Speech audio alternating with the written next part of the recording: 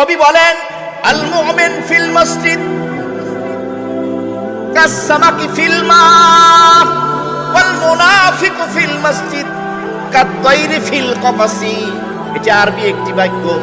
আল মুমিন ফিল মসজিদ, ঈমানদার বান্দা আল্লাহ রাব্বুল আলামিনের ঘরে যখন অবস্থান করে, প্রবেশ করে, তার দৃষ্টান্ত হলো কাসসামাকি ফিল মা, পানির ভিতরে মাছ যেভাবে আরাম পায়।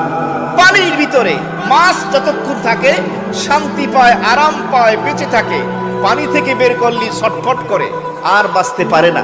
মুমিন আল্লাহর ঘরে ঢুকলে শান্তি পায়, ওই পানির মধ্যে মাছ যেভাবে আরাম পায়। আর মুনাফিকের দৃষ্টান্ত হলো কাত-তায়রি ফিল কফাসি, খাসার ভিতরে পাখি আবদ্ধ করে রাখা আছে, ছটফট করে, কখন দরজা খোলা পাইবে ফুরুত করে উড়ে চলে যাবে। মুনাফিকের অবস্থা হলো এমন, মসজিদে ঢোকার পরে কখন বের হবে এই ফিকিরে থাকে। মিলান কোন অবস্থায় আমরা আছি।